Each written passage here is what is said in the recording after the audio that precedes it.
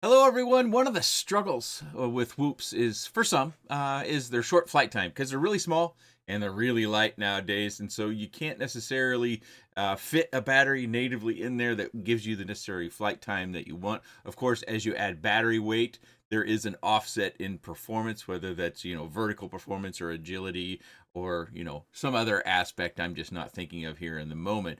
But if you are someone who likes to fly the tiny 1S quads and you do want more flight time, WeBleedFPV has released the XL90.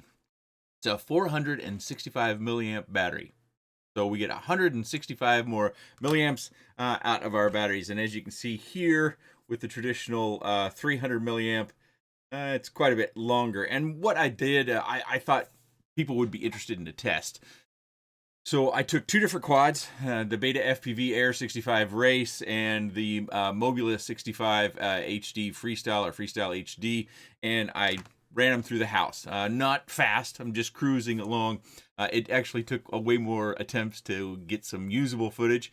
This isn't science, folks. I'm just trying to lay out the flight time differences and also give you the on-screen Betaflight elements that will help you do maybe some calculations if you really want to get into the weeds. Again, not science, just a guy who wants to fly around and share with those that might be considered wanting more flight time this particular battery. Now, some of us old, crusty veterans might say, buy more batteries. Well, that is a solution, but the heart wants what the heart wants, right? I think even crusty old veterans can get behind that. And some people just want more flight time per battery.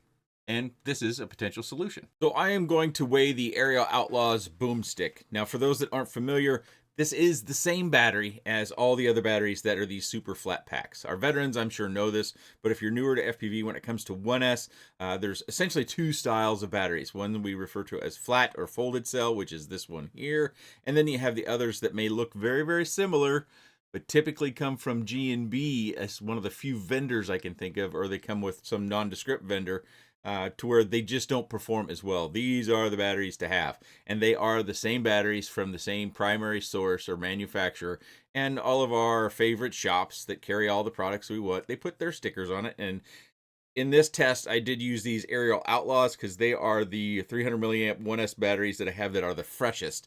So that gives us the closest comparison that I can provide. So a traditional 300 milliamp BT20 battery weighs 8.41 grams. The 465 milliamp weighs 11.73 grams. And if you were curious, I am charging using the WeBleed Whoop Store 3. I think this is the red version. I've actually got one of each. I've got a red and a white.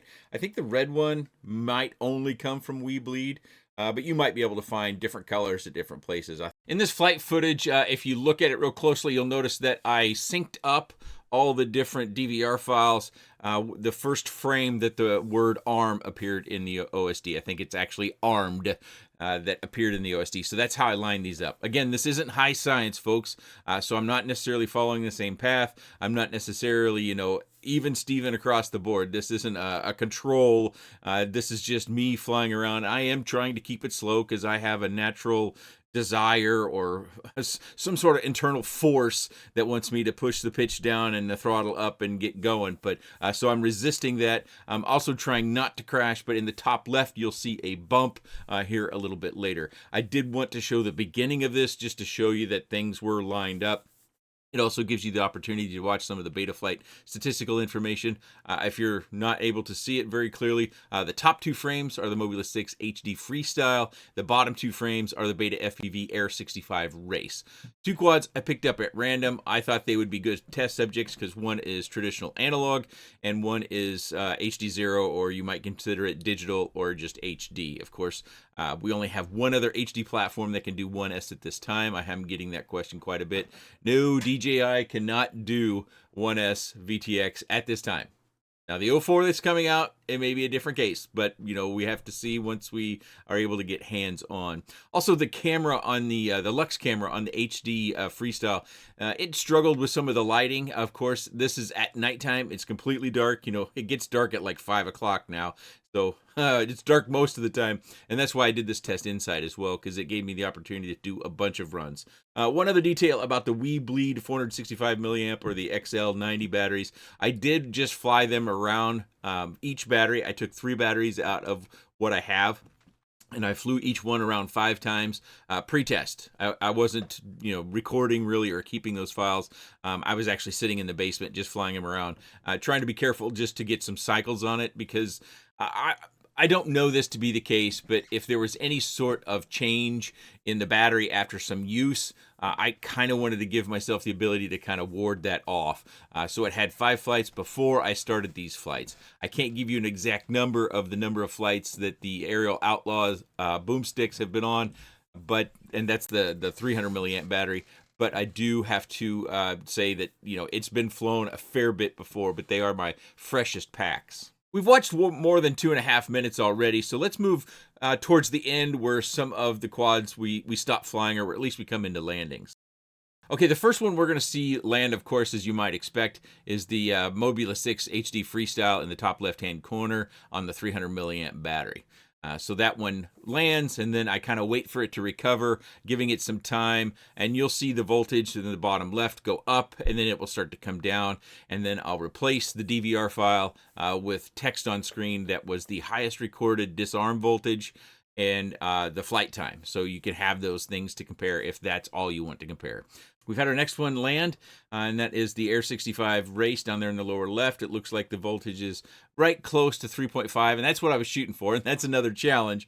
But you can see there as the text comes on screen, 3.49 was our max disarm voltage, and then the flight time of 3:58 and just cruising around. So we're getting quite a bit of difference, obviously, because on the 465, we're still flying both the HD as well as the analog around, and it's going to take them a little bit longer before they start to come down. I don't think there's anything else I'd have to share necessarily about this little unsciency experiment other than there's a cost difference per battery. It's about 75 cents per battery difference. So they sell them in packs of 4, both the 300 milliamp as well as the 465. But they're $3 difference in the 4-pack, so that's about 75 cents difference per battery. We got our top right. The HD Freestyle has come in and land, and then we will replace the DVR file with the flight statistics at the end that I record, which is the max disarm voltage after it's rested for a moment, as well as the flight time. You can see there we got, let's see, I didn't do the math. I have to do that in my head real quickly. 1 minute and 11 seconds more with the XL90 battery, and our analog is still going down there. It's going to land here. Yep, there we go. We still got Christmas stuff out. Well, still. I'm working on wrapping presents as fast as I can. But that flight time, 5:26, so almost a minute and a half. More flight time, and the disarm voltage was pretty close. They're not the same. I tried to get them the same, but boy, that was a stretch. Hopefully that test was at the very least give you some information you can work with, and you can make your own diagnosis about whether 75 cents more a battery is worth it. Of course, I think there's some risks that I didn't cover during our review of the flight footages. One of the things is whenever you add weight, whether it's battery weight or something else, then the propensity to take damage on crash goes up. Of course, these are long batteries. So if you mount these up, you've got a little bit more battery sticking out than whoop. That's quite a bit. And in the freestyle, it was toilet tank, so it was sideways. And in the race, it was sitting nose to front. But so if you want to fly fast, I wouldn't suggest this.